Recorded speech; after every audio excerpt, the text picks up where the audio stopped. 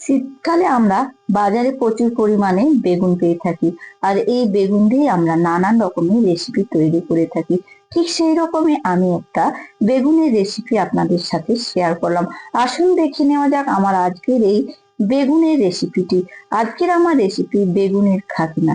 চলুন দেখে নেওয়া যাক। শোভা রান্নাঘরে সকল বন্ধুদের স্বাগত। আমি এখানে 3টি কচি বেগুন ভালো করে পুড়িয়ে নিয়েছি। প্রথমে ফেড়ে নিয়েছিলাম, ধুয়ে তারপর সর্ষের তেল মেখে পুড়িয়ে নিয়েছি। পোড়ানোর পর আমি জলে ভিজতে দিয়েছিলাম 10 মিনিট মতো। জলে ভিজিয়ে নিলে তাড়াতাড়ি এই যে পোড়া বেগুনের খোসাগুলো ছেড়ে আসবে, তাই অবশ্যই জলে ভিজিয়ে নেবেন এবং গায়ে একটু সর্ষের তেল লাগিয়ে তারপর পুড়িয়ে নেবেন।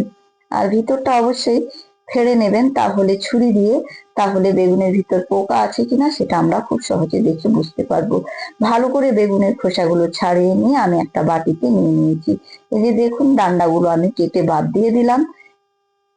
এর মধ্যে আমি কিছু মশলা ব্যবহার করব। পোড়া অংশগুলো আমি বেছে বেছে বাদ দিয়ে দিয়েছি। আমার রেসিপিটির নাম হচ্ছে বেগুনের খাগিনা। আমি এখানে পোড়া বেগুনের মধ্যে দিয়ে দিলাম 1 টেবিল চামচ মতো আদা রসুন বাটা, ছোট 1 চামচ আমি ধনে জিরের গুঁড়ো এবং সামান্য হলুদ এবং একটা ডিম দিয়ে দিলাম। এরপর আমি দিয়ে দিচ্ছি গরম মশলার গুঁড়ো।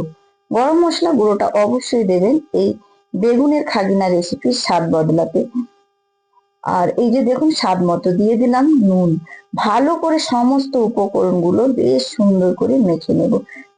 এই যে দেখুন, যেভাবে আমি মাখাচ্ছি ঠিক সেরকম ভাবে মেখে নেবেন। মেখে নেওয়ার পর এইরকম অবস্থা হবে। এই যে দেখুন, যেগুলো শক্ত আছে একটু হাত দিয়ে চেপে চেপে মেখে নেবেন।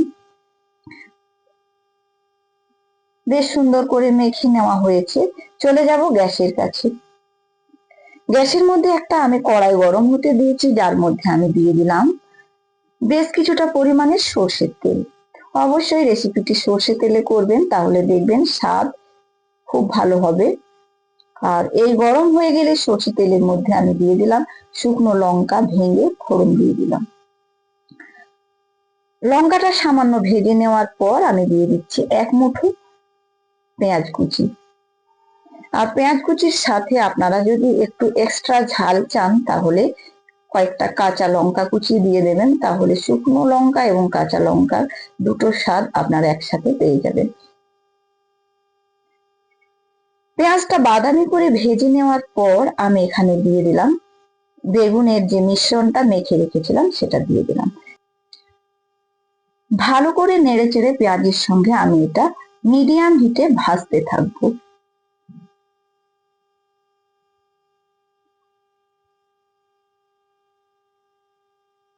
হাই হিটে করতে গেলে কি হবে, বেগুনটা পুড়ে যেতে পারে, তাতে ফ্লেভার নষ্ট হবে।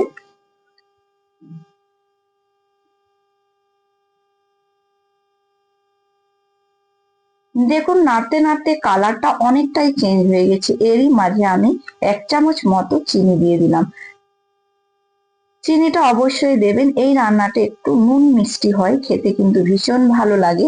এই যে দেখুন, ভাজতে ভাজতে কড়া থেকে একদম ছেড়ে আসছে। একদম বাদামি করে আমি এটা ভেজে নেব। এই যে দেখুন, ভাজাটা বেশ সুন্দর হয়ে গেছে। আমার এটা 10 মিনিট ধরে ভাজতে সময় লেগেছে। আমি 10 মিনিট ধরে এটা ভেজেছি। আপনারা আপনাদের বেগুনের পরিমাণ অনুযায়ী অবশ্যই ডিমটা মেশাবেন। যদি 500 গ্রাম বেগুন হয় তাহলে আপনারা অবশ্যই 2টো ডিম দেবেন। এই যে দেখুন, আমি বেগুনটা ভেজে নিয়েছি, বেশ সুন্দর কালার হয়েছে, দেখতেও যেমন সুন্দর হয়েছে খেতেও কিন্তু অপূর্ব হয়। ভাত রুটির সাথে আমরা এটা খেতে পারবো। অবশ্যই আপনারা এই মরশুমে এই বেগুনের খাগিনা রেসিপিটি আপনারা করে দেখবেন এবং কেমন হয়েছিল অবশ্যই আমাকে জানাতে ভুলবেন না। বন্ধুদের সাথে পারলে একটু শেয়ার করে দেবেন। আজকের মতো এই পর্যন্তই। ভালো থাকবেন, সুস্থ থাকবেন।